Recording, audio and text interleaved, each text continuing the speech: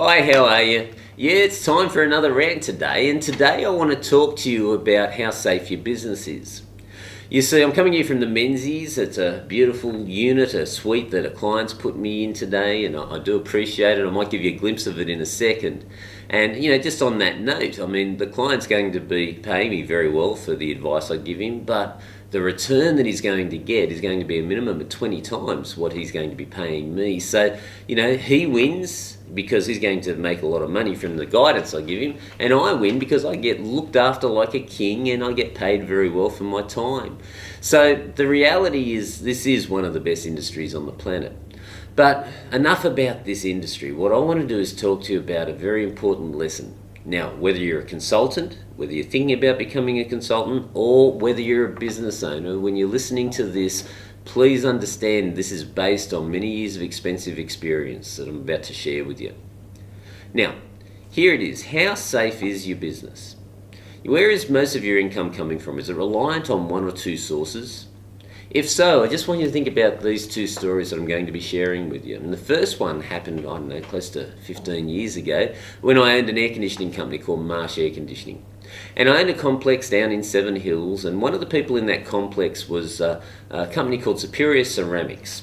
Now, this individual was working for one of the largest builders in New South Wales. He'd worked for them for 10 years around about, doing all their tiling and internal fit-outs, etc., etc. And he had about $1.5 million worth of stock in there in his warehouse. And, he did provide a very good service to his clients.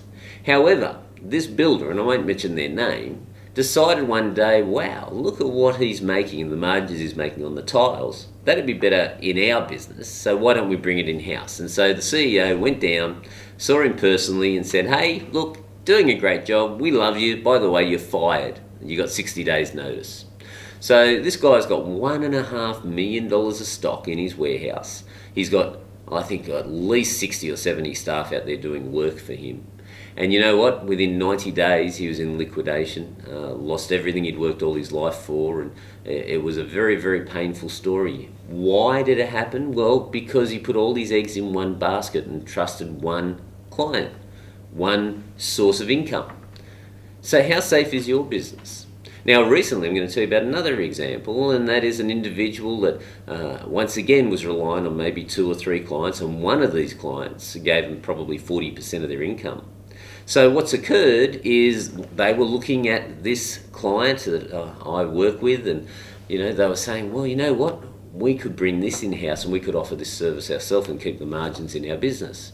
So once again, despite delivering outstanding service and really making sure they look after the client, with very short notice, once again about 60 days, this individual is going to lose a large amount of their income. Now, luckily, I started working with him probably 6 or 7 months before, and I pointed out that there was a very high likelihood that this was going to occur. And we started strategizing on a different source of income, a different niche that he could start to get into so that he was not so dependent on this source. And thank goodness that's occurred, because even though, we've still got a long way to go with this new niche that we're working on, at least he's got 80% of the work done and he's just about to hit the road running and capitalise on that. So here's my passing thought for you, and that is, how safe is the business? Whether you're a business owner, think about your source of income. If you're a consultant, think about your clients. And if you're thinking about a consultant, really is what I'm saying that complicated? Not really. It's just that you have to live through it to know it and learn these lessons. So guys, until next time, hope you enjoyed the rant, and I look forward to talking to you soon. Bye for now.